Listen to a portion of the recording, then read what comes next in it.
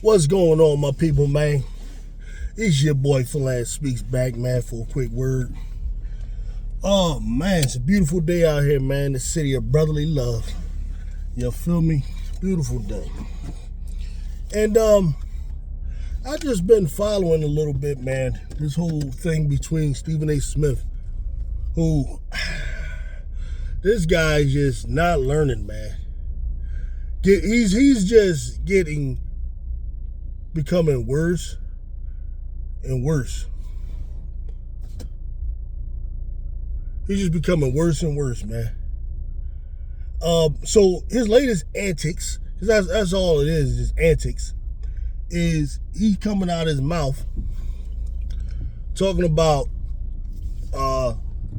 Democratic representative, Texas House Representative Jasmine Crockett now, right? Somebody really that he shouldn't be coming out his mouth about at all. But I'm loving the response he's getting. Man. Shout out to Willie D from the Ghetto Boys. You know what I'm saying? One of my favorite groups all time. Shout out to a number of people online. Even D.L. Hughley, who I rarely agree with D.L. Hughley when it comes to almost anything. But shout out to him, man, for coming at this dude. And what's my other man? Roland Martin, I think his name is. Yeah. That's good because, listen, man, Stephen A. Smith is learning there's a difference. There's a difference between being popular and being beloved, okay? Stephen A. Smith, you're popular. He's popular, obviously, being on a platform like ESPN where you get a lot of eyes on you. All you got to do is kind of be loud, be a little bit funny, mess around with a big fan base like the Cowboy fan base, right? To get popular, know a couple athletes, a couple celebrities, rub noses with a couple folks like that, talented folks, and you're popular. Jasmine Crockett, though, is beloved. And that's what you're finding out right now. That's what you're finding out, right? So you're getting the backlash that you need, all right? You need to be quiet, man, and sit and let things play out. She don't know you. She is the one that was down in Washington every day arguing on behalf of those who pushing back against this idiot moron wannabe Julius Caesar, right? So she don't. What the hell she need from a Stephen A. Smith? The fuck you gonna tell her, bruh? Like how to conduct business? Listen, anybody can give advice to somebody else, but nigga, what the hell do you know about politics, man? As far as like being in the trenches, and trying to garner support of people trying to change minds of the delegates down there and stuff like that, man. Like, man, shut your dumb ass up, man. You don't know nothing about any of that, man. Stay in your lane, which is half-ass knowing about some sports, but really just being an entertaining guy. That's your lane, bro. Being loud as hell, arguing with Jeff Saturday, man. Stick to that. You don't know shit about no politics, man, and nobody is going to respect that. And I hope they don't think they can push Stephen A. Smith to run against nobody. You ain't getting no support, man. Bro, you are seen right now, unless you change your image, as a damn coon, bro. That's the way people see you, right? That's the way they see you. I've been kind of hesitant to see him that way, because I understand the range and spectrum of black thought. And his thinking, I've always viewed as somewhere in the area of Booker T. Washington, the great Booker T. Washington. Booker T. Washington, you got to understand, who had established the Atlanta Compromise, back in the early 1900s, was seen by many black people and black thinkers as a coon. As someone that like is willing to compromise with white people too much. He was seen that way, right? Because he wasn't, loud and rah-rah. He believed in the long strategy. That's what he believed in, right? That, all right, right now, we ain't going to just rile up these punk ass white people so that they come burn shit down. We're just gonna keep it quiet while working underneath in order for the long goal. And I always thought Stephen A. Smith was kind of on that type of time because on one hand, he's saying stupid shit, right, that you might not like. But then on the other hand, he is putting a Ryan Clark in position. He is helping to put a Swag in position, a Monica McNutt. So I try to look at it, try to be fair looking at it, even though, because I'm old enough to understand that a motherfucker ain't got to agree with me lockstep to be my brother, right? That's why I don't engage in a lot of bullshit beef that be going on the internet, a lot of stuff like that, especially with black people. I don't engage in a lot of it, man. Except for when you full coon. When you full 100% blown coon, I can't work with you. But it takes a lot. It takes a lot for me to put somebody in that category. It just does. Some people are just paper chasers. And that's really what Stephen A. Smith is. But if he continues down this road that he's going, rubbing shoulders with Hannity and rubbing shoulders with Carlson and all of that kind of stuff, bro, you're not going to have a place in this community because eventually they're going to see that you bullshitting too, even on that side. Just go full that side. Go full Jason Whitlock if you're going to do that, man. He wants to somehow have one foot in the black community, so he's going to deal with the Gilbert Arenas as if that means something to some people.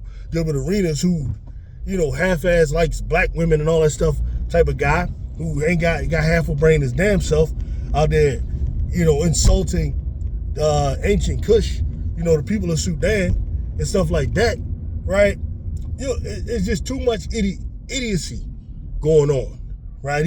Stephen A. Smith want to go on tours and tell the stories of how he grew up in Brooklyn and how he was around the Ansar Law community and all that kind of stuff.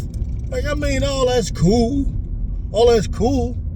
But too many people in the community, man, they don't have the depth and the range to have more categories. Some people are just fool. You fool cool or you fool with the community. That's how a lot of people are. And that's how most people seeing you. And if you really trying to do something out here, Stephen A. Smith, he got to realize that.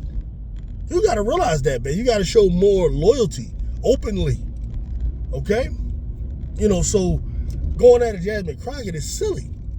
Everybody know her stance, what side she on, who she rocking with, who she fighting for, whether you like her way or not. And then that's another thing to you Negroes who criticize the way she talk or the way she goes about it. What is the problem with you? You think right now, going up against this dickhead that's in the White House? Yeah, and I called him that. That's what he is. That's what he is, bro. So, and bye-bye, little subs that don't like that. Bye, bitch. So, you think that being, of upstanding character and being, quiet and, reserved and, speaking is the way to combat this guy? You on drugs, man. You on drugs. This guy, Donald Trump, he got to where he is through disrespect, through bullying. So it shows that the American people don't really care about that, man. This dude is on record talking about grabbing pussy and still won an election. So we're at a time where America has lost its moral high ground, right? This country is lost, and I'm telling you right now, nations rise and fall on the basis of their moral systems. This country is losing what little morality it had. Prior to this, America was never really, really super high moral, but America did understand the moral state. They did have a moral standard, which was represented through Christianity. Now, Christianity, for the most part, acted as an opiate for these people because it's a way to rationalize or to make them feel better about the evil they were doing, right? Because, all right, you'll kill the Native Americans, but then the way you rationalize it is, well, we brought them Christianity, you see, right? These people were doomed to go to hell with their religion, whatever it was, but so we brought them Christianity. It was a way to rationalize the evil that they did to the continent of Africa. well, you know, and even you had Charlie Kirk and them guys, they say shit like this. Well, yeah, we did enslave them. We did do this. We did do that. But if it wasn't for us, they would be in Africa swinging on trees, living in huts and a bunch of lies and all that kind of stuff, right? We brought them Christianity, though. You see, that's kind of like been their moral ground. Now, that ain't standing as much anymore. All right, so you got a lot of that being broken down. You got marriages going on, like you got same-sex marriages going on in churches, which is something that traditionally would never be recognized or allowed, right? Just a minute ago, you had President George Bush, right, who had to deal with it and stuff like that and didn't allow it, right? So I'm saying that is broken down. A lot of those things are a big part of what's happening now. So you got those Christian right-wingers right now supporting this guy because they think they can use his stupid ass because of his ability to use bully tactics, use bad character, use foul,